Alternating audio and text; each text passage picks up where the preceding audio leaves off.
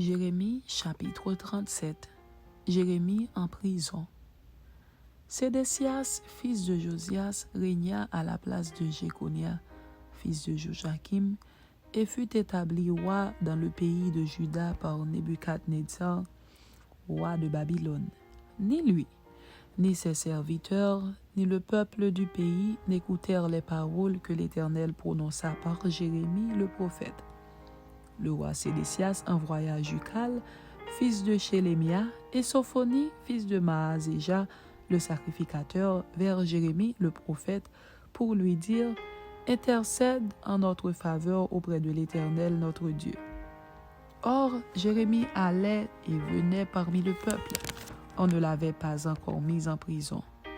L'armée de Pharaon était sortie d'Égypte, et les Chaldéens qui assiégeaient Jérusalem, ayant appris cette nouvelle, s'étaient retirés de Jérusalem. Alors la parole de l'Éternel fut adressée à Jérémie le prophète en ces mots. Ainsi parle l'Éternel, le Dieu d'Israël. Vous direz au roi de Juda qui vous a envoyé vers moi pour me consulter, voici, l'armée de Pharaon qui était en marche pour vous secourir retourne dans son pays en Égypte, et les Chaldéens reviendront, ils attaqueront cette ville, ils la prendront et la brûleront par le feu.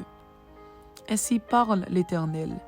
Ne vous faites pas d'illusions en disant les Chaldéens s'en iront loin de nous, car ils ne s'en iront pas. Et même quand vous battriez toute l'armée des Chaldéens qui vous font la guerre, quand il ne resterait d'eux que des hommes blessés, ils se relèveraient chacun dans sa tente et brûleraient cette ville par le feu.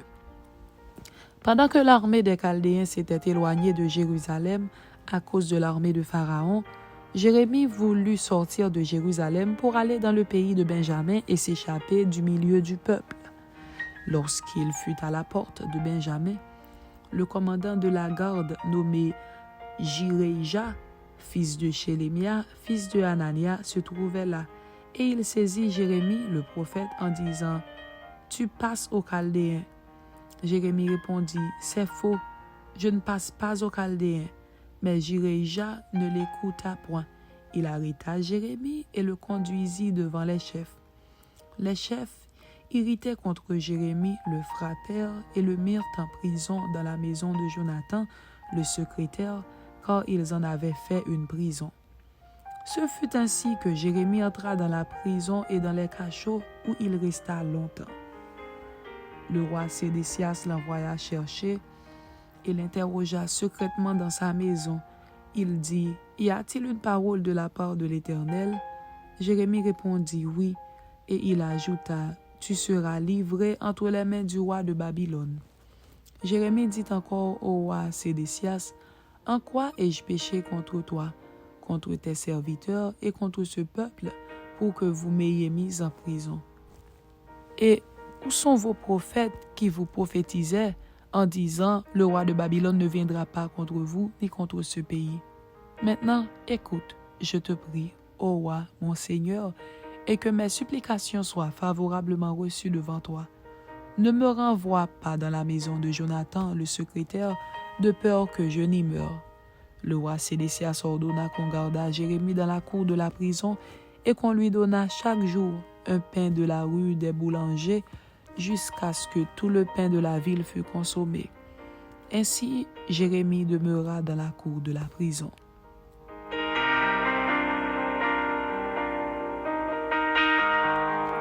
Jérémie chapitre 38. Jérémie dans une citerne. Shephatia, fils de Mathan, Guédalia, fils de Pashur, Jucal, fils de Chélémia, et Pashur, fils de Malkija, entendirent les paroles que Jérémie adressait à tout le peuple en disant « Ainsi parle l'Éternel, celui qui restera dans cette ville mourra par l'épée, par la famine ou par la peste. Mais celui qui sortira pour se rendre aux Chaldéens aura la vie sauve. Sa vie sera son butin, et il vivra. Ainsi parle l'Éternel.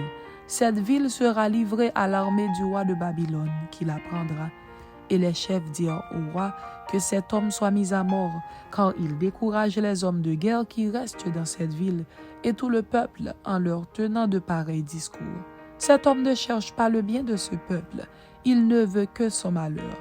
Le roi Sédécias répondit, « Voici, il est entre vos mains, car le roi ne peut rien contre vous. » Alors ils prirent Jérémie et le jetèrent dans la citerne de Malkija, fils du roi, laquelle se trouvait dans la cour de la prison.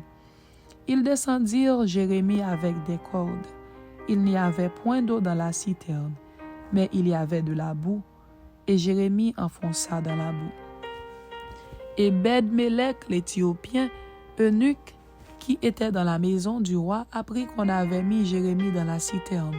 Le roi était assis à la porte de Benjamin. Et Ebed-Mélec sortit de la prison du roi et parla ainsi au roi. « Ô roi, mon seigneur, ces hommes ont mal agi en traitant de la sorte Jérémie, le prophète, en le jetant dans la citerne. Il mourra de faim là où il est, car il n'y a plus de pain dans la ville. » Le roi donna cet ordre à Ebed-Mélec, l'Éthiopien. « Prends ici 30 hommes avec toi, et tu retireras de la citerne Jérémie, le prophète, avant qu'il ne meure. » Ebed-Mélec prit avec lui les hommes et se rendit à la maison du roi dans un lieu au-dessous du trésor. Il en sortit des lambeaux usés et de vieux haillons et les descendit à Jérémie dans la citerne avec des cordes.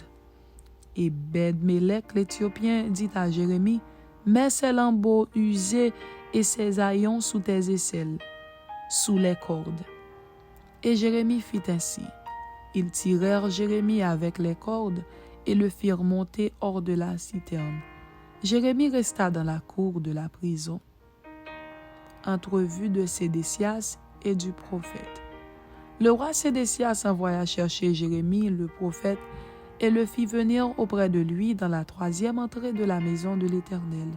Et le roi dit à Jérémie, « J'ai une chose à te demander, ne me cache rien. » Jérémie répondit à Sédécias, « Si je te l'ai dit, ne me feras-tu pas mourir? Et si je te donne un conseil, tu ne m'écouteras pas. » Le roi Sédécias jura secrètement à Jérémie en disant, « L'Éternel est vivant, lui qui nous a donné la vie. Je ne te ferai pas mourir et je ne te livrerai pas entre les mains de ces hommes qui en veulent à ta vie. » Jérémie dit alors à Sédécias, « Ainsi parle l'Éternel, le Dieu des armées, le Dieu d'Israël. Si tu vas te rendre au chef du roi de Babylone, tu auras la vie sauve, et cette ville ne sera pas brûlée par le feu. Tu vivras, toi et ta maison. Mais si tu ne te rends pas au chef du roi de Babylone, cette ville sera livrée entre les mains des Chaldéens, qui la brûleront par le feu, et toi, tu n'échapperas pas à leurs mains. » Le roi Sédécias dit à Jérémie, « Je crains les Juifs qui ont passé aux Chaldéens. Je crains qu'on ne me livre entre leurs mains et qu'ils ne m'outragent. » Jérémie répondit, « On ne te livrera pas. Écoute la voix de l'Éternel dans ce que je te dis. Tu t'en trouveras bien et tu auras la vie sauve. Mais si tu refuses de sortir, voici ce que l'Éternel m'a révélé. Toutes les femmes qui restent dans la maison du roi de Juda seront menées au chef du roi de Babylone, et elles diront, « Tu as été trompé, dominé par ceux qui t'annonçaient la paix. » Et quand tes pieds sont enfoncés dans la boue, ils se retirent. Toutes tes femmes et tes enfants seront menés aux Chaldéens, et toi, tu n'échapperas pas à leurs mains. Tu seras saisi par la main du roi de Babylone, et cette ville sera brûlée par le feu. » Sédécias dit à Jérémie, « Que personne ne sache rien de ces discours, et tu ne mourras pas. Si les chefs apprennent que je t'ai parlé, et s'ils viennent te dire, rapporte-nous ce que tu as dit au roi, et ce que le roi t'a dit, ne nous cache rien, et nous ne te ferons pas mourir, tu leur répondras, j'ai supplié le roi de ne pas me renvoyer dans la maison de Jonathan, de peur que je n'y meure. » Tous les chefs vinrent auprès de Jérémie et le questionnèrent. Il leur répondit entièrement comme le roi l'avait ordonné. Ils gardèrent alors le silence et se retirèrent, car la chose ne s'était pas répandue. Jérémie resta dans la cour de la prison jusqu'au jour de la prise de Jérusalem. Amen. C'était Jérémie chapitre 37 et Jérémie chapitre 38. Que Dieu vous bénisse. Amen.